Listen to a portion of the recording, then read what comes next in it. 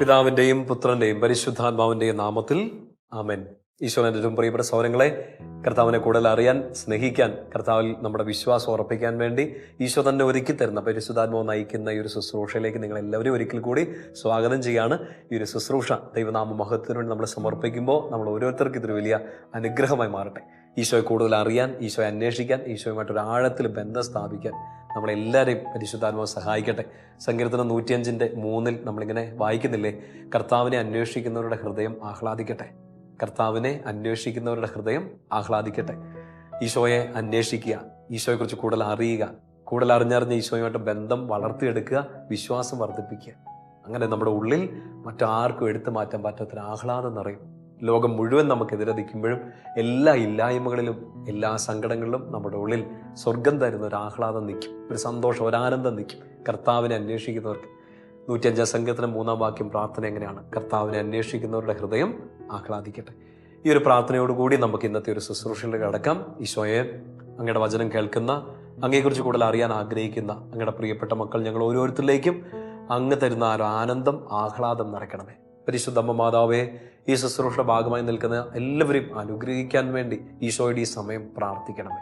നമുക്ക് ചേർന്ന് പ്രാർത്ഥിക്കാം. നന്മ നിറഞ്ഞ മറിയമേ സ്വസ്തി, കർത്താവ് അങ്ങയോട് കൂടെ സ്ത്രീകൾ അങ്ങ് അനുഗ്രഹിക്കപ്പെട്ടവളാകുന്നു. അങ്ങയുടെ ഉദരത്തിന്റെ ഫലമായ ഈശോ അനുഗ്രഹിക്കപ്പെട്ടവനാകും. പരിശുദ്ധ മറിയമേ തമ്പുരാന്റെ അമ്മേ, പാപികളായ ഞങ്ങൾക്ക് വേണ്ടി ഇപ്പോഴും ഞങ്ങളുടെ മരണസമയത്തും തമ്പുരാന്റെ അപേക്ഷിക്കണമേ. ആമേൻ. പ്രിയപ്പെട്ട സഹോദരങ്ങളെ, കഴിഞ്ഞൊരു എപ്പിസോഡിൽ നമ്മൾ ഈശോയിലുള്ള നമ്മുടെ വിശ്വാസം വർദ്ധിക്കുന്നതിനെ കുറിച്ചുള്ളൊരു ഇൻട്രൊഡക്ഷൻ ആണ് തന്നത്. ഈശോയെ കണ്ടെത്തുക, ഈശോയുടെ സ്വരം കേൾക്കുക എന്നുള്ള കാര്യങ്ങളാണ് നമ്മൾ കഴിഞ്ഞ ഒരു ദിവസത്തെ നമ്മുടെ ഒരു എപ്പിസോഡിൽ ശ്രദ്ധിച്ചത്. ഈ കടൽ തീരത്ത് യോഹന്നാന്റെ സുവിശേഷം 21-ാമത്തെ അധ്യായത്തിൽ അവർ ഈശോയുടെ സ്വരം കേൾക്കുകയും ഈശോയെ മനസ്സിലാക്കുകയും ചെയ്യുന്നു. ഈശോയുടെ സ്വരം കേൾക്കുമ്പോൾ അതനുസരിക്കുന്നു. അവരുടെ ആ ഇല്ലായ്മകളിൽ, ശൂന്യതയിൽ കർത്താവ് നിറവ്, അനുഗ്രഹം കൊടുക്കുന്നു. യോഹന്നാൻ ശ്ലീഹ തൻ്റെ വിശ്വാസം പ്രഖ്യാപിക്കുന്നു. യോഹന്നാൻ 21:7 ഇറ്റ് ഈസ് ദ ലോർഡ്, അത് കർത്താവാണ്. നമ്മളെ ഈ ഒരു ശുശ്രൂഷ സഹായിക്കുന്നത് ഈ ഒരു കാര്യത്തിലേക്കാണ്. ഈശോയാണ് ഇവിടെ ഉള്ളത് എന്ന്, ഈശോയാണ് നമ്മുടെ കർത്താവെന്ന്, ദൈവമെന്ന് ആ വിശ്വാസം പ്രഖ്യാപിക്കാൻ ഈ ശുശ്രൂഷ നമ്മളെ സഹായിക്കും. നമ്മളിപ്പോൾ വായിച്ച് പ്രാർത്ഥിച്ച ആ സങ്കീർത്തനമില്ല, 105 സങ്കീർത്തനം, അതിൻ്റെ 3-ാമത്തെ വാക്യം, കർത്താവിനെ അന്വേഷിക്കുന്നവരുടെ ഹൃദയം ആഹ്ലാദിക്കട്ടെ. ഈശോയെക്കുറിച്ച് അറിയാൻ നമ്മൾ ശ്രമിക്കുമ്പോൾ എന്താണ് നമുക്ക് കിട്ടുക? ഇപ്പം നമ്മൾ ഈശോയെക്കുറിച്ച് അറിയാൻ വേണ്ടി പുസ്തകങ്ങൾ വായിക്കാം. ഏറ്റവും പ്രധാനമായിട്ട് വിശുദ്ധ ഗ്രന്ഥം നമുക്ക് വായിക്കാം. വിശുദ്ധ ബൈബിൾ, പരിശുദ്ധ ഗ്രന്ഥം നമുക്ക് വായിക്കാം. ഈശോയെക്കുറിച്ച് എഴുതി വെച്ചിരിക്കുന്ന വ്യാഖ്യാനങ്ങൾ, ഈശോയുടെ വചനങ്ങൾ കൊടുത്തിരിക്കുന്ന വലിയ ടീച്ചിങ്സ്, ഡോക്ടറൽ തീസിസുകൾ എല്ലാം നമുക്ക് വായിക്കാം. നമ്മുടെ ഉള്ളിലോട്ട് കിട്ടുന്ന എന്താണ്? നല്ല അറിവ് കിട്ടും, അല്ലേ? അറിവ് കിട്ടും, ഈശോയെക്കുറിച്ചുള്ള ഒത്തിരി ബോധ്യങ്ങൾ കിട്ടും. പക്ഷെ നിരന്തരം അറിവ് അന്വേഷിക്കുകയല്ല, ഈശോയെ അന്വേഷിക്കുക. ഈശോയെക്കുറിച്ചുള്ള അറിവ് കിട്ടുക എന്നുള്ളതല്ല, ഈശോയെക്കുറിച്ച് കൂടുതൽ അറിയുക എന്നുള്ളത് മാത്രമല്ല, അതിനപ്പുറത്തേക്ക് ഈശോയെ ഇങ്ങനെ അന്വേഷിച്ചുകൊണ്ടിരിക്കുക. പ്രത്യേകിച്ച് എവിടെയാണ്? ഒരു തിയോളജി ക്ലാസ്സിലല്ല, ഒരു അക്കാഡമിക് കരിക്കുലത്തിന്റെ ഭാഗമായിട്ടല്ല, ഒരു ഡോക്ടറൽ തീസിസ് എഴുതാൻ വേണ്ടിയിട്ടല്ല. ഇതൊക്കെ ചെയ്യുന്നു വേറൊരു ഭാഗത്ത്. പക്ഷെ ഓരോ ദിവസവും നമ്മുടെ ജീവിത സാഹചര്യങ്ങളിൽ ഈശോയെ അന്വേഷിച്ചുകൊണ്ടിരിക്കുക.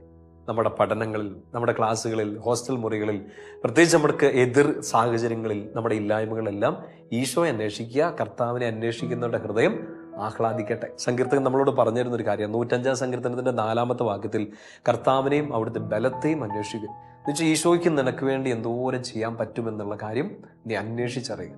നല്ലൊരു ബന്ധം സ്ഥാപിച്ചാൽ നമുക്കത് സാധിക്കും. അടുത്ത വചനം ഇങ്ങനെയാണ്, നിരന്തരം അവിടുത്തെ സാന്നിധ്യം തേടുക. എവിടെയെങ്കിലുമൊക്കെ ഒരു ഇല്ലായ്മ വരുമ്പോൾ, ഒരു ശൂന്യത വരുമ്പോൾ, നമ്മൾ ഇങ്ങനെ വായിച്ചതുപോലെ ഈ കടൽ തീരത്ത് ഇങ്ങനെ ഒന്നും ഇല്ലാതെ നിൽക്കുമ്പോൾ, ഈ കടലിൽ ആഴത്തിൽ വലയിറക്കിയിട്ടും ചിലപ്പോൾ ഒന്നും കിട്ടാതെ വരുമ്പോൾ അവിടുത്തെ സാന്നിധ്യം തേടുക.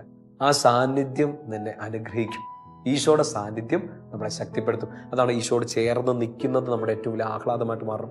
സങ്കീർത്തനം 73 നമ്മളിങ്ങനെ വായിക്കുന്നില്ലേ, 73-ാമത്തെ സങ്കീർത്തനം Psalm 73 അതിൻ്റെ 28-ാമത്തെ വാക്യത്തിൽ ഇങ്ങനൊരു വചനം നമ്മൾ കാണുന്നുണ്ട്. സങ്കീർത്തനം 73:28, എന്നാൽ ദൈവത്തോട് ചേർന്ന് നിൽക്കുന്നതാണ് എൻ്റെ ആനന്ദം. ഈശോയോട് ചേർന്ന് നിൽക്കുന്നതാണ് എൻ്റെ ആനന്ദം. എൻ്റെ പ്രിയപ്പെട്ടവർ മാറി നിന്നാലും, എനിക്ക് എന്തൊക്കെ സംഭവിച്ചാലും, എനിക്ക് എൻ്റെ ഈശോയോട് ചേർന്ന് നിൽക്കണം.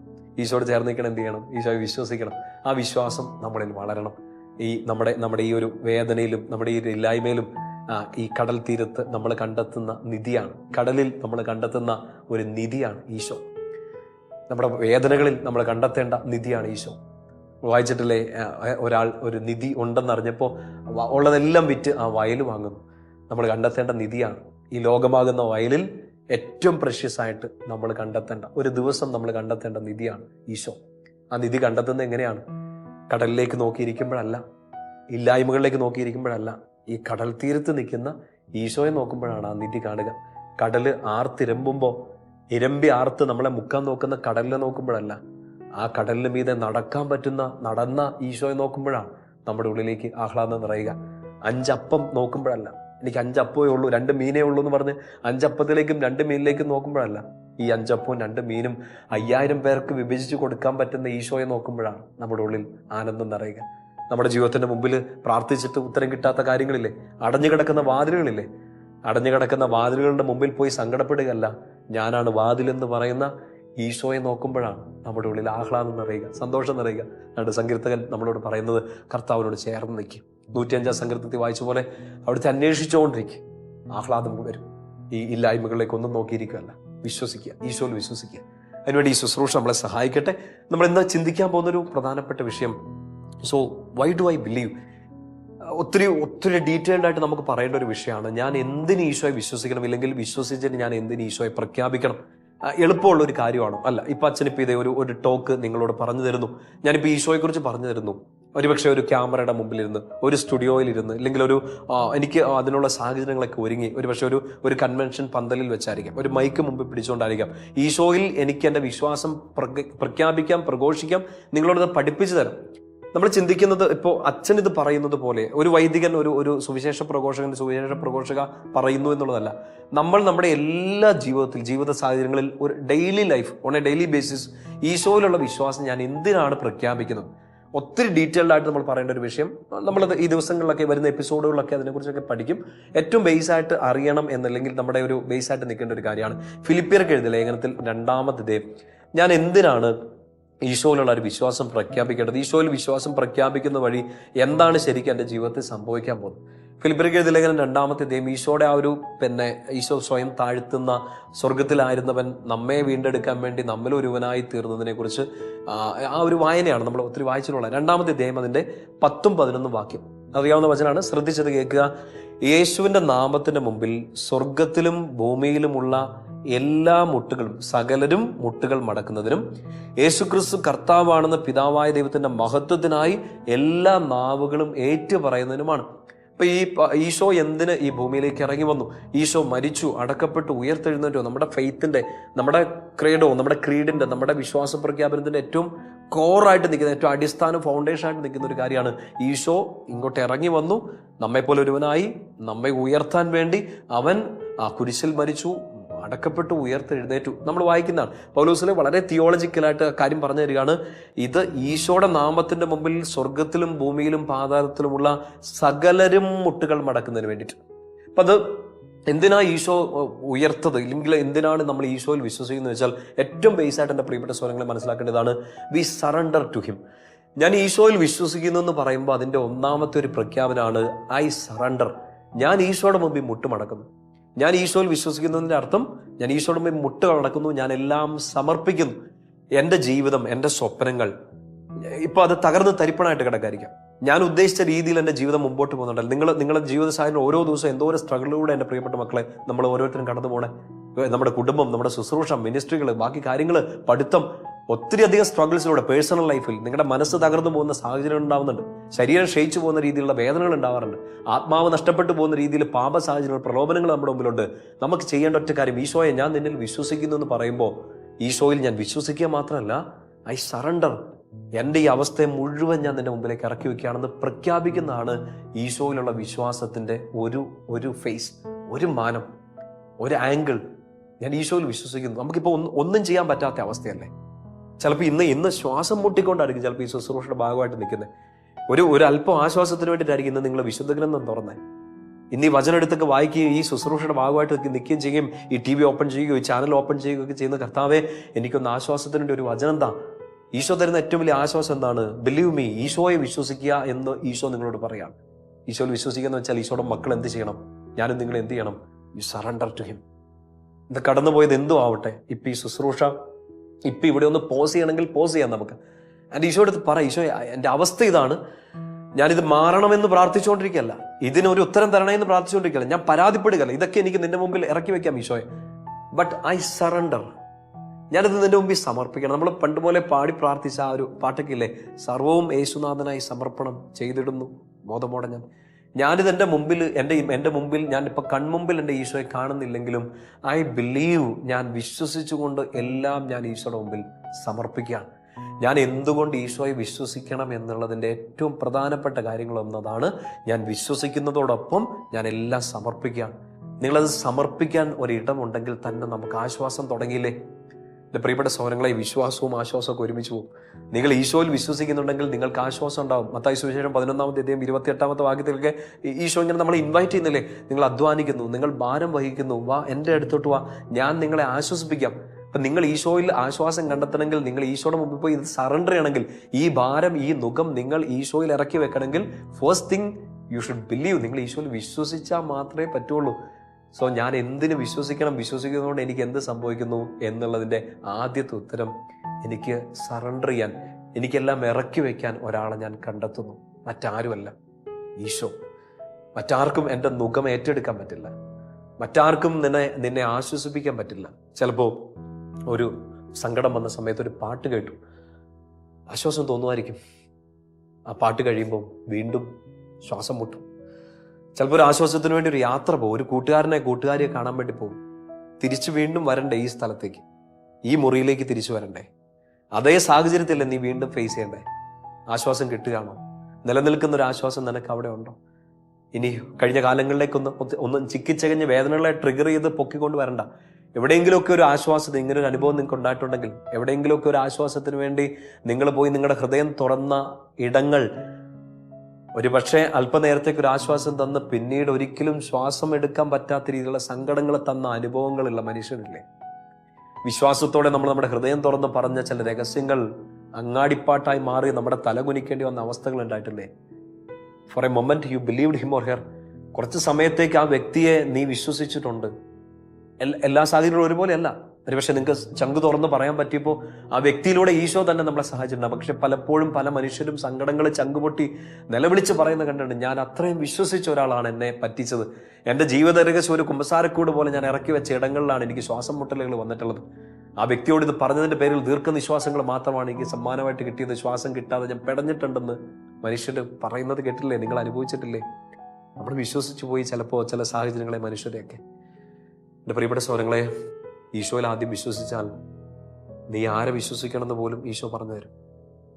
ഈശോയിൽ നിങ്ങൾക്ക് മുറുകെ പിടിക്കാൻ പറ്റുമെങ്കിൽ നിന്നെ ആശ്വസിപ്പിക്കാനുള്ളവരെ ഈശോ കൊണ്ടുത്തരും. അതിലൊരു സംശയം വേണ്ട. അധ്വാനിക്കുന്ന, ഭാരം വഹിക്കുന്ന നിങ്ങൾ ആദ്യം പോവേണ്ടത് അവിടുത്തെ സന്നിധിയിലേക്കാണ്. സങ്കീർത്തനം 105:4 നിരന്തരം അവിടുത്തെ സാന്നിധ്യം തേടുക. അവിടുത്തെ സാന്നിധ്യം തേടണമെങ്കിൽ യു ഷുഡ് ബിലീവ്, വിശ്വസിക്കണം. വിശ്വസിച്ചാൽ ആശ്വാസം വരും. മറ്റാരിലുമല്ല, മറ്റൊന്നിലുമല്ല, ഈശോയിൽ വിശ്വസിക്കുക. ആൻഡ് അതിൻ്റെ അർത്ഥം എന്താ? നമ്മൾ പറഞ്ഞ പോലെ ഐ സറണ്ടർ. പൗലോസ്ലേ പറഞ്ഞ പോലെ സകലവരും മുട്ടുമടക്കണം, സകല മുട്ടും മടങ്ങണം. എൻ്റെ ജീവിതം മുഴുവൻ ഞാൻ ഈശോയ്ക്ക് സമർപ്പിക്കുകയാണെന്ന് പറഞ്ഞ് ഒരു പ്രഖ്യാപനം നടത്തുന്നതിനെയാണ് ഫെയ്ത്ത്, ക്രീഡ്, ഐ ബിലീവ് എന്ന് പറയുന്നത്. ഞാൻ ഈശോയിൽ വിശ്വസിക്കുന്നു പറഞ്ഞാൽ ഐ സറണ്ടർ എവരിത്തിങ്. ഞാനെല്ലാം ഈശോയ്ക്ക് സമർപ്പിക്കുകയാണ്. ആ വചനത്തിൻ്റെ തുടർന്നുള്ള ഭാഗം ഇങ്ങനെ നോക്കി 11 വാക്യം, ഫിലിപ്പി 2:11, യേശുക്രിസ്തു കർത്താവാണെന്ന് പിതാവായ ദൈവത്തിൻ്റെ മഹത്വത്തിനായി എല്ലാ നാവുകളും ഏറ്റുപറയണം. ഞാൻ വിശ്വസിക്കുന്നു എന്ന് പറയുന്നത് എൻ്റെ ജീവിതം ഞാൻ സറണ്ടർ ചെയ്യുക എന്ന് മാത്രമല്ല, ഞാൻ ഈശോയിൽ വിശ്വസിക്കുന്നത് കണ്ട് നിങ്ങൾ ചിലപ്പോൾ പൊട്ടിപ്പൊളിഞ്ഞ് നിൽക്കാതിരിക്കാം, ഒരു അബ്സലൂട്ട് 0 ലെവലിൽ നിൽക്കാതിരിക്കാം, പഞ്ചറായിട്ട് നിൽക്കാതിരിക്കാം. നമ്മളിങ്ങനെ ഒരു സാധാ സംസാരത്തിൽ സാധാ വാക്കുകൾ ഉപയോഗിച്ച് പറയുമ്പോൾ കീറിപ്പറഞ്ഞ് നിൽക്കാതിരിക്കാം. ചിലപ്പോൾ ഈ ഒരു പിടിച്ചു നിൽക്കാൻ ഒരു ഒരു ഒരു ഒരു ഒരു വഴി പോലും ഇല്ലാത്തൊരു സമയത്ത് നിങ്ങൾ ഈശോയിലുള്ള വിശ്വാസം പ്രഖ്യാപിക്കുന്നത് കണ്ടാൽ, നാളെ തകരാൻ സാധ്യതയുള്ള ഒരു വ്യക്തി ഇപ്പൊ പൊട്ടുമെന്ന് തോന്നുന്ന ഒരു ജീവിത സാഹചര്യത്തിൽ അവർ ചിലപ്പോൾ നിങ്ങളെ നോക്കും. നിങ്ങൾ ഈശോയിൽ അർപ്പിച്ചൊരു വിശ്വാസം നോക്കും. അതുവഴി നിങ്ങളൊരു സുവിശേഷ പ്രഘോഷകയായി മാറുകയാണ്. മൈക്ക് പിടിച്ചിട്ടല്ല, നിങ്ങളുടെ ജീവിതം കൺമുമ്പിൽ പിടിച്ചുകൊണ്ട് നിങ്ങൾ ഈശോയിൽ, നിങ്ങളുടെ ജീവിതത്തിന്റെ ഏറ്റവും വീണുപോയ അവസ്ഥയിൽ നിങ്ങൾ ഈശോയെ മുറുകെ പിടിക്കുന്നത് കണ്ട് അവിടെ നിന്ന് ഈശോ നിങ്ങളെ ആശ്വസിപ്പിച്ച് നുകമേറ്റെടുത്ത് നിങ്ങളെ പൊക്കിയെടുക്കുന്നത് കണ്ടെങ്കിൽ അത് മറ്റൊരു വ്യക്തിക്ക്, അയാൾ ഒരു ക്രിസ്ത്യാനി ആവണമെന്ന് പോലുമില്ല, ഒരു വിശ്വാസ ജീവിതം ഒന്നും ഫോളോ ചെയ്യുന്ന ഒരാളാവണമെന്നില്ല, അയാൾ ചിലപ്പോൾ അവിശ്വാസങ്ങളിൽ പെട്ടുപോയ ആളായിരിക്കാം, അന്ധവിശ്വാസങ്ങളുടെ ഭാഗമായിട്ട് നിൽക്കുന്ന ആളായിരിക്കാം, ഒരുപക്ഷെ ദൈവവിശ്വാസം എന്നുള്ളത് തൊട്ട് തീണ്ടിയിട്ടില്ലാത്ത ഒരാളായിരിക്കാം. അതിനെക്കുറിച്ചൊന്ന് കേട്ടിട്ട് പോലും ഇല്ലാത്ത ഒരാളായിരിക്കാം. വിശുദ്ധ ഗ്രന്ഥത്തെ അറിവില്ലാത്ത ഒരാളായിരിക്കാം. ഒരു ധ്യാന പ്രസംഗങ്ങൾ കേൾക്കാനോ ഒരു ധ്യാനം കൂടാനോ പറ്റുന്ന സാഹചര്യമുള്ള ഒരാളായിരിക്കില്ല. പക്ഷെ അയാൾ നിങ്ങളുടെ ജീവിതം കണ്ടിട്ട് ഈശോയുടെ മുമ്പിൽ അയാളുടെ ജീവിതം സറണ്ടർ ചെയ്താൽ, ഒരു നിമിഷത്തേക്കെങ്കിലും ഞാൻ വിശ്വസിക്കുന്നേ എൻ്റെ പ്രിയപ്പെട്ട കൂട്ടുകാരൻ, എൻ്റെ പ്രിയപ്പെട്ട കൂട്ടുകാരി അവൻ്റെ ജീവിത സാഹചര്യത്തിൽ തകർന്നു നിൽക്കുന്ന അവസ്ഥയിൽ വിശ്വസിച്ച ആ ഈശോയെ, അവളെ ആശ്വസിപ്പിച്ച ആ ഈശോയെ കുറിച്ച് എനിക്കൊന്നും അറിയില്ല, പക്ഷെ ഈ കൂട്ടുകാരുടെ ജീവിതം കണ്ട് അവർ കയറി വന്നത് കണ്ട് ഞാനും വിശ്വസിക്കുന്നേൻ എന്നൊരാൾ പറഞ്ഞാൽ, എൻ്റെ പ്രിയപ്പെട്ട സഹോദരങ്ങളെ, you are becoming the fifth gospel. നിങ്ങളൊരു 5ാമത്തെ സുവിശേഷമായിട്ട് മാറുകയാണ്. 4 സുവിശേഷങ്ങളെ കുറിച്ച് കേട്ടിട്ടില്ലാത്തവർ, 4 സുവിശേഷങ്ങളെ കണ്ടിട്ടില്ലാത്തവർ, വിശുദ്ധ ഗ്രന്ഥം കൈകൊണ്ട് തൊട്ടിട്ടില്ലാത്തവർ, നിങ്ങൾ വിശ്വസിക്കുന്ന ഈശോയെ നിങ്ങൾ മുറുകെ പിടിക്കുന്നത് കണ്ടെങ്കിൽ, അത് അവർക്കൊരാശ്വാസമായെങ്കിൽ, അവരതുവഴി ഈശോയിലേക്ക് വന്നെങ്കിൽ, നിങ്ങൾ 5ാമത്തെ സുവിശേഷം ഒരു സുവിശേഷമായിട്ട് നിങ്ങളും ഞാനും ഒക്കെ മാറും. ഫിലിപ്പിയർക്കുള്ള ലേഖനത്തിൽ നമ്മളിപ്പോൾ വായിച്ചുകൊണ്ടിരിക്കുന്ന ആ വചനഭാഗം അതാ നമ്മുടെ മുമ്പിൽ സമർപ്പിച്ച് നമ്മുടെ മുമ്പിൽ ബോധ്യപ്പെടുത്തുക. നിങ്ങൾ സമർപ്പിക്കണം, ഈശോയുടെ മുമ്പിൽ എല്ലാം സറണ്ടർ ചെയ്യണം. നിങ്ങൾ സറണ്ടർ ചെയ്ത് കണ്ട് നിങ്ങൾ എഴുന്നേക്കുന്നത് കണ്ട് കുറേ ആളുകളെങ്കിലും എഴുന്നേക്കണം. സോ 2 കാര്യങ്ങളാണ് പ്രധാനമായിട്ട് നമ്മളിപ്പോൾ പറഞ്ഞുകൊണ്ടിരിക്കുന്നത്. ഒന്ന്, ഞാൻ വിശ്വസിക്കുന്നു എന്ന് വെച്ചാൽ ഞാൻ സറണ്ടർ ചെയ്യുന്നു. സറണ്ടർ ചെയ്യാന്ന് വെച്ചാൽ എൻ്റെ ജീവിതം മുഴുവൻ ഈശോയ്ക്ക് കൊടുത്തേക്കാണ്. എനിക്ക് ഈ വേദനയിൽ നിന്ന് കയറി വരാനുള്ള ഏറ്റവും നല്ല വഴി അതാണ്. ഞാൻ ഈശോയ്ക്ക് ഇത് വിട്ടുകൊടുക്കുക. എൻ്റെ ദുഃഖം ഭാരമേറിയതാണെങ്കിലും, ഈ ഭാരം എന്നെ തളർത്തി കളയുന്നുണ്ടെങ്കിലും, ഈ തളർച്ചകൾ എന്നെ പിന്നോട്ട് വലിക്കുന്നുണ്ടെങ്കിലും, ഈ പിന്നോട്ട് വലിക്കുന്ന എന്നെ കുഴിയിലേക്ക് ഇടുന്നുണ്ടെങ്കിലും, ഈ കുഴിയിലേക്ക് ഇറങ്ങി വന്ന് എന്നെ ആശ്വസിപ്പിക്കാൻ പറ്റുന്ന ഒരാളെ ഈ പടുകുഴിയിൽ വെച്ച് ഞാൻ കണ്ടെത്തുകയാണ്. കുഴിയിലേക്ക് നോക്കിയിരുന്നിട്ടല്ല, മുകളിലേക്ക് നോക്കിയിരുന്നിട്ട് വിശ്വാസം പ്രഖ്യാപിച്ചിട്ട് ഐ ബിലീവ്, ഞാൻ വിശ്വസിക്കുന്നു എന്ന് പറയുമ്പോൾ അത് കണ്ടിട്ട് സകലരും മുട്ടുമടക്കും ഈശോയുടെ മുമ്പിൽ. ആ മടക്കുന്ന മുട്ടുകളെല്ലാം ഏറ്റുപറയും ഈശോ മാത്രമാണ് കർത്താവാണ്. നിങ്ങൾക്കൊരു വലിയ സുവിശേഷകനാകാൻ പറ്റുന്ന ഒരു ഏറ്റവും വലിയ വഴി എന്താണെന്നറിയോ? ഈ വേദനകളാണ്, ഈ ഇല്ലായ്മയുടെ കടൽ തീരങ്ങളാണ്. ആ കടൽ തീരങ്ങളിൽ വെച്ച് നിങ്ങൾ ഈശോയെ പ്രഖ്യാപിക്കുന്നതാണ്. ആ നിധി നിങ്ങൾ കണ്ടെത്തിയെന്ന് ഈശോയോട് പറയുന്നതാണ്. അത് ലോകത്തിന്റെ മുമ്പിൽ നിങ്ങൾ വാഴ്ത്തി പാടുന്നതാണ് സുവിശേഷത്തിന്റെ ഒരു മാനം. എൻ്റെ പ്രിയപ്പെട്ട സഹോദരങ്ങളെ, അതിന് നമുക്ക് സാധിക്കണം. റോമാക്കാർക്ക് എഴുതിയ ലേഖനത്തിൽ അതിൻ്റെ 9ാമത്തെ വാക്യം, ഞങ്ങൾ പ്രസംഗിക്കുന്ന വചനം ഇതാണെന്നൊക്കെ പറഞ്ഞ പൗലോസിലെ പറയുന്ന ഒരു കാര്യമാണ്. ആകയാൽ യേശു കർത്താവാണെന്ന് അതരം കൊണ്ട് ഏറ്റുപറയുകയും ദൈവം അവനെ മരിച്ചവരിൽ നിന്ന് ഉയർപ്പിച്ചു എന്ന് ഹൃദയത്തിൽ വിശ്വസിക്കുകയും ചെയ്താൽ നീ രക്ഷ പ്രാപിക്കും. രക്ഷയെക്കുറിച്ചുള്ള പൗലോസ്ലീഹയുടെ ബ്യൂട്ടിഫുൾ ആയ തിയോളജി സ്റ്റേറ്റ്മെന്റുകളിൽ വചനങ്ങളിൽ ഒന്നാണത്. നിങ്ങൾ ഈശോയിൽ വിശ്വസിക്കുക. ഈശോ ഉയർത്തെഴുന്നേറ്റു എന്നുള്ളത് മാത്രമല്ല, ഈശോ ഇവിടെ ഉണ്ട് എന്നുള്ളത് പ്രഖ്യാപിക്കുക. വലിയ തിയോളജി സിമ്പോസിയങ്ങൾ നടത്തിയിട്ടല്ല, വലിയ സെമിനാറുകൾ നടത്തിയിട്ടല്ല. ഇപ്പോൾ ഈ ജീവിത സാഹചര്യത്തിൽ ക്യാൻ യു പ്രൊക്ലെയിം? 9ാമത്തെ വാക്യം ശ്രദ്ധിച്ച് ചെയ്യട്ടെ. യേശു കർത്താവാണ്. He's the Lord. നമ്മൾ നേരത്തെ പറഞ്ഞില്ലേ, യോഹന്നാൻ 21:7 കഴിഞ്ഞൊരു എപ്പിസോഡിൽ നമ്മൾ സംസാരിച്ചിരുന്നു. ഈ കടലിലേക്ക് നോക്കിയിരുന്നല്ല യോഹന്നാൻ അത് പറഞ്ഞത്. ഈ കീറിപ്പോകാൻ സാധ്യതയുള്ള വലയിലേക്ക് നോക്കി, കാലിയായ വള്ളത്തിലേക്ക് നോക്കിയിട്ടല്ല, ഈ കടൽ തീരത്തേക്ക് നോക്കി ആ കടലിന്റെ തീരത്ത് നിൽക്കുന്ന ഈശോയെ കണ്ടെത്തിയിട്ട് യോഹന്നാൻ പ്രഖ്യാപിച്ചു, ഇറ്റ് ഈസ് ദ ലോർഡ്. അത് കർത്താവാണ്. പൗലോസിലെ മറ്റൊരു ആംഗിളിൽ നിന്നുകൊണ്ട് കുറച്ച് കട്ടിയായിട്ട് നമ്മളോട് ബ്യൂട്ടിഫുൾ ആയിട്ട് പറഞ്ഞുതരാണ്, യേശു കർത്താവാണെന്ന്. Proclaim that he is the Lord. Believe. നീ വിശ്വസിക്കുക, ഇത് നിനക്ക് രക്ഷ നൽകും. ഈശോ ജനിച്ചു, ജീവിച്ചു, ഉയർത്തെഴുന്നേറ്റു എന്ന് മാത്രമല്ല, ഹീസ് ഹിയർ. ഇത് കർത്താവാണ്. എൻ്റെ ഈ ഒരു സാഹചര്യത്തിൽ കർത്താവ് ഇവിടെ ഉണ്ടെന്ന് നിങ്ങൾ പ്രൊക്ലെയിം ചെയ്യും. That will give you salvation. അത് നിന്നെ രക്ഷിക്കും. നിത്യരക്ഷയെക്കുറിച്ചുള്ള വലിയ ടീച്ചിങ്സ് ഒക്കെ ഉണ്ട്. നമുക്ക് വരുന്ന ദിവസങ്ങളിലൊക്കെ, വരുന്ന എപ്പിസോഡുകളിലൊക്കെ അതിനെക്കുറിച്ച് പതുക്കെ പരിശുദ്ധാത്മാവ് സഹായിക്കുന്നതനുസരിച്ച് പഠിക്കാം. ഇപ്പോൾ വളരെ ബേസിക് ആയിട്ടൊന്ന് മനസ്സിലാക്കുക, നീ രക്ഷപ്പെടാനുള്ള ഏറ്റവും വലിയ ഒരു വഴി, എല്ലാ കഴിവും കെട്ടി നിൽക്കുമ്പോൾ, എല്ലാ വാതിലും അടഞ്ഞു നിൽക്കുന്ന സമയത്ത്, പട്ടുകുഴിയുടെ ആഴങ്ങളിലേക്ക് വീണ്ടും നിപതിക്കുമ്പോൾ, കാലെടുത്ത് വെക്കുന്നതൊക്കെ വഴുതി വീണ്ടും കിഴക്കാൻ തുക്കായി പാറക്കെട്ടിലൂടെ നൂർന്നിറങ്ങി ഉരുണ്ട് പെടഞ്ഞ് കീറി മുറിയുമ്പോൾ, യു ഷുഡ് പ്രൊക്ലെയിം, യേശു കർത്താവാണ്. It is the Lord. അത് കർത്താവാണെന്ന് പ്രഖ്യാപിക്കും, നീ രക്ഷ പ്രാപിക്കും. പൗലോസ്ലീഹയുടെ തിയോളജിയോട് ചേർത്ത് ആണ് നമ്മൾ ഈ ഫിലിപ്പിയർ 2:10-11 ഒക്കെ നമ്മൾ വായിച്ചത്. ഞാൻ പ്രഖ്യാപിക്കുകയാണ്, ഈശോ കർത്താവാണ്. എനിക്ക് ഉത്തരം കിട്ടുന്ന സമയങ്ങളല്ല, എൻ്റെ കാര്യങ്ങളെല്ലാം നീറ്റായിട്ട് പോകുന്ന സമയങ്ങളല്ല. ഇൻ മൈ 0 ലെവൽ ഞാൻ ഏറ്റവും അധപതിച്ച് കുഴി കിടക്കുന്ന സമയത്ത് ഞാൻ പ്രൊക്ലെയിം ചെയ്യാണ്, ഈശോയാണ്. എൻ്റെ പ്രിയപ്പെട്ട സഹോദരങ്ങളെ, നിങ്ങളുടെ ജീവിതം, നിങ്ങളുടെ കുടുംബം, നിങ്ങളുടെ സ്വപ്നങ്ങൾ, എല്ലാത്തിൻ്റെ മേലുള്ള കെട്ടുകൾ സാത്താൻ കൊണ്ടുവച്ചതായിരിക്കാം. മനുഷ്യർ നമുക്കെതിരെ ചെയ്തതായിരിക്കാം. നമ്മുടെ തന്നെ അബദ്ധങ്ങൾ കാരണം വന്ന കടുങ്കെട്ടുകളായിരിക്കാം. ഈ കെട്ടുകൾ അഴിയാൻ, ഈ ബന്ധനങ്ങൾ അഴിയാൻ മറ്റൊരു വഴി നമ്മുടെ മുമ്പിലില്ല. രക്ഷയ്ക്കായി നമുക്ക് മറ്റൊരു നാമം നൽകിയിട്ടില്ല. വിശ്വസിക്കാൻ മറ്റൊരാൾ നമുക്കില്ല. ഈശോ മാത്രം, ഏക കർത്താവ്, ഏക രക്ഷകൻ. അവനിൽ വിശ്വസിക്കുന്നത് നമുക്ക് രക്ഷ നൽകും. മറ്റൊരു വചനഭാഗം കൂടെ നമുക്ക് എടുക്കാം. ഫിലിപ്പിയർക്ക് എഴുതിയ ലേഖനത്തിൽ 3-ാമത്തെ അധ്യായം, നമ്മൾ 2-ാമത്തെ അധ്യായം 10-11 വാക്യങ്ങളാണ് വായിച്ചത്. അതുകൊണ്ട് നമ്മുടെ ജീവിതത്തിന്റെ ഏറ്റവും വലിയ ലക്ഷ്യം എന്തായി മാറണമെന്ന് പൗലോസ്ലീഹ പറഞ്ഞു തരിക. ഈശോയിൽ വിശ്വസിക്കുക. ഈശോയുള്ള വിശ്വാസം ഏറ്റു പറയുക. വിശ്വാസം ഏറ്റു പറയുമ്പോൾ ഈശോയായിട്ടുള്ള ബന്ധം വളരും. ബന്ധം വളരുന്നതിനെ പൗലോസ്ലീഹ സുന്ദരമായിട്ട് അവതരിപ്പിക്കുകയാണ്. ഞാൻ അവനിൽ ഒന്നായിത്തീരുന്നു. I become one with him. എന്തൊരു സുന്ദരമായൊരു തിയോളജി, എന്തൊരു സുന്ദരമായൊരു ആത്മീയതയാണ് പൗലോസ്ലീഹ പറഞ്ഞിരിക്കുന്നത്. വിശ്വസിക്കുമ്പോൾ എൻ്റെ ബന്ധം വളരുന്നു. ബന്ധം വളരുന്ന വെച്ചാൽ ഞങ്ങൾ രണ്ടും കൂട്ടായി എന്നുള്ളൊരു ബന്ധമല്ല, ഞങ്ങൾ രണ്ടും റിലേഷനായി എന്നുള്ളതല്ല. മാനുഷികമായിട്ട് ഇതൊക്കെ സംഭവിക്കും. പക്ഷേ ഞാൻ എൻ്റെ കൂട്ടുകാരനെ വിശ്വസിക്കുന്നു, ഞങ്ങൾ തമ്മിലൊരു ബന്ധമായി ഇല്ല. പൗലോസ്ലീഹ അതിന് മുകളിലോട്ടൊരു ലെവല്, ഒരു റിയൽ റിലേഷൻഷിപ്പ്, ഒരു റിയൽ സ്പിരിച്വാലിറ്റി, ശരിക്കുള്ള ആത്മീയത എന്താണെന്ന് പൗലോസ്ലീഹ പറഞ്ഞു തരികയാണ്. ഞാൻ അവനിൽ ഒന്നായിത്തീരുക. We become one. സെപ്പറേറ്റ് ചെയ്യാൻ പറ്റാത്ത. പൗലോസ്ലീഹ റോമാക്കാർക്ക് ലേഖനത്തിൽ 8-ാമത്തെ അധ്യായത്തിൽ എഴുതുന്ന പോലെ, ഇനി എന്നാ തന്നെ വന്നാലും, ആഴങ്ങൾക്കോ ഉയരങ്ങൾക്കോ കഴിഞ്ഞ കാലങ്ങൾക്കോ വരും കാലത്തിനോ ശക്തികൾക്കോ ദൂതന്മാർക്കോ, ഇനി അതല്ല സഹനങ്ങൾക്കോ വേദനകൾക്കോ ഒന്നും ഞങ്ങളെ സെപ്പറേറ്റ് ചെയ്യാൻ പറ്റില്ലാത്ത രീതിയിൽ ഞങ്ങൾ ഒന്നായി തീർന്നിരിക്കുന്നു. നമ്മുടെ വിശ്വാസ ജീവിതത്തിന്റെ, നമ്മൾ പഠിക്കുന്ന മതബോധനങ്ങളുടെ, നമ്മൾ വായിക്കുന്ന വചനങ്ങളുടെ, നമ്മൾ കൂടുന്ന ധ്യാനങ്ങളുടെ എല്ലാം ലക്ഷ്യം എന്താണ് പ്രിയപ്പെട്ട സഹോദരങ്ങളെ? കുറച്ച് കാര്യങ്ങൾ സാധിച്ചു കിട്ടാനാണോ? ഞാനൊരു വചനം വായിച്ചു, ഞാൻ വിശ്വസിക്കുന്നു ഈ വചനം വായിച്ചാൽ എനിക്ക് എൻ്റെ രോഗം മാറും, ഈ വചനം വായിച്ചാൽ എനിക്ക് ജോലി കിട്ടും. ഇതാണോ വിശ്വാസം? അതിനാണോ ഈശോ കഷ്ടപ്പെട്ടത്? അതിനാണോ ഈശോ പീഡ സഹിച്ചത്? അതിനാണോ ഈ സുവിശേഷകരും ഈ അപ്പസ്തോലന്മാരും വിശ്വാസം പ്രഖ്യാപിച്ചത്? നിങ്ങൾ വിശ്വസിക്കുവിൻ എന്ന് പറഞ്ഞതിനാണോ? നിന്റെ രോഗം മാറാൻ വേണ്ടി ഇത് വിശ്വസിക്കുക, നിനക്ക് ജോലി കിട്ടാൻ, നിനക്ക് കുഞ്ഞുണ്ടാവാൻ. ഇതൊക്കെ ഈശോയ്ക്ക് എന്തൊരു വളരെ വളരെ ഈസി ആയിട്ട് അനുഗ്രഹത്തോടെ ചെയ്തു തരാൻ പറ്റുന്നതാണ്. നമുക്ക് ഒത്തിരി അനുഭവങ്ങൾ നമുക്ക് അങ്ങനെ ഉണ്ടായിട്ടില്ലേ? പക്ഷെ ഏറ്റവും വലിയ ലക്ഷ്യം, നമ്മുടെ ആത്മീയതയുടെയും നമ്മുടെ മതബോധനത്തിൻ്റെയും എല്ലാം ലക്ഷ്യം എന്താണ്? ഞാൻ ഈശോയിൽ ഒന്നായിത്തീരുക. പൗലോസ്ലീഹ പറയാണ്, നിങ്ങളൊരു യഥാർത്ഥ ആത്മീയതയിലേക്ക് വരണം, യഥാർത്ഥ ഒരു ബന്ധത്തിലേക്ക് വളരണം. ബന്ധം വളരുന്നത് എങ്ങനെയാണ്? ഞങ്ങൾ രണ്ടും കൂട്ടാണെന്ന് പറയുന്നതല്ല, ഞങ്ങൾ രണ്ടും ഒന്നാണ്. ഞാൻ ഈശോയിൽ ഒന്നാണ്. 3-ാമത്തെ അധ്യായം, ഫിലിപ്പിയർക്ക് എഴുതിയ ലേഖനത്തിൽ 3-ാമത്തെ അധ്യായത്തിൽ അതിൻ്റെ 7 മുതലുള്ള വാക്യങ്ങൾ പൗലോസ്ലീഹയുടെ ഓട്ടോബയോഗ്രഫിക്കൽ ആയിട്ടുള്ള ഒരു എഴുത്താണ്. ആത്മകഥാംശപരമായിട്ട് ഭയങ്കര തൻ്റെ ജീവിതത്തെക്കുറിച്ച് നേടിയെടുത്തതും ഒഴിവാക്കിയതിനെ കുറിച്ചൊക്കെ പൗലോസ്ലീഹ പറയാണ്. 3-ാമത്തെ അധ്യായം 7-ാമത്തെ വാക്യം, ഇവയെല്ലാം ക്രിസ്തുവിനെ പ്രതി നഷ്ടമായി ഞാൻ കണക്കാക്കി. ഞാൻ ഈ നേടിയെടുത്തതൊന്നും അല്ല, എൻ്റെ അറിവോ എൻ്റെ ചിലപ്പോൾ പ്രശ്നങ്ങളെ അതിജീവിക്കാനുള്ള എൻ്റെ കപ്പാസിറ്റിയോ എൻ്റെ ഓർഗനൈസിങ് എബിലിറ്റികളോ എനിക്ക് എന്നിൽ തന്നെയുള്ള വിശ്വാസങ്ങളോ ഒന്നുമല്ല. ഇതെല്ലാം പോട്ടെ, എനിക്ക് നഷ്ടപ്പെട്ടു പോകരുത്. ആര്? ഈശോയെ. അതുകൊണ്ടാണ് പൗലോസ്ലീഹ പറയുക, ഇവയെല്ലാം ഞാൻ നഷ്ടമായിട്ട് കണക്കാക്കാണ്. കാരണം എല്ലാം നേടിക്കഴിഞ്ഞു, പക്ഷെ എനിക്ക് ഈശോയെ കിട്ടിയില്ലെങ്കിൽ, ഈശോയുമായിട്ട് ബന്ധത്തിലല്ലെങ്കിൽ, ഞാൻ ഈശോയിൽ ഒന്നായി തീർന്നില്ലെങ്കിൽ ബാക്കിയെല്ലാം എനിക്ക് നഷ്ടമാണ്.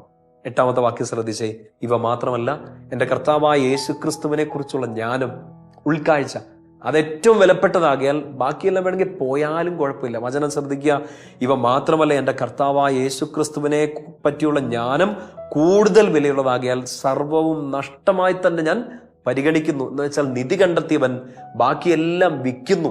നമ്മുടെ വിചാരിക്കും എന്തൊരു മണ്ടനാണെന്ന് വിചാരിക്കും, എന്തൊരു മണ്ടിയാണെന്ന് വിചാരിക്കും.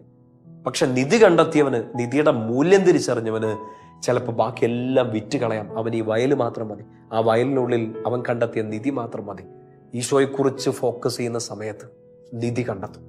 നമുക്ക് ലക്ഷ്യം വെക്കണം. അത് ഒരു അറിവിന് വേണ്ടിയല്ല, ഒരു സർട്ടിഫിക്കറ്റിന് വേണ്ടിയിട്ടല്ല, ഞാനിത് മുഴുവൻ മനസ്സിലാക്കി എന്ന് പറഞ്ഞുകൊണ്ടിരിക്കാൻ വേണ്ടിയിട്ടല്ല.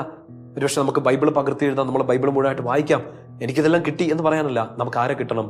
ഒരു ബന്ധം വളരണം, ഈശോയെ അറിയണം, ഈശോയിലേക്കുള്ള ബന്ധം വളരണം, ഈശോയെ അങ്ങ് മുറുകെ പിടിക്കാൻ പറ്റണം. മറ്റെന്തും പോയാലും എനിക്ക് എൻ്റെ ഈശോയെ പോവരുത്.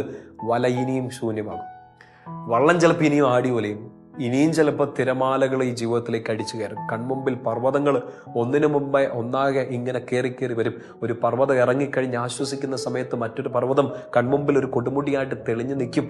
ഈ തിരമാലകൾ ചിലപ്പോൾ അടങ്ങത്തില്ല, ഒടുങ്ങത്തില്ല. വീണ്ടും വീണ്ടും നമ്മളെ ഒതുക്കാൻ വീണ്ടും ഇത് ആഞ്ഞടിച്ചേക്കാം തീരത്തേക്ക്.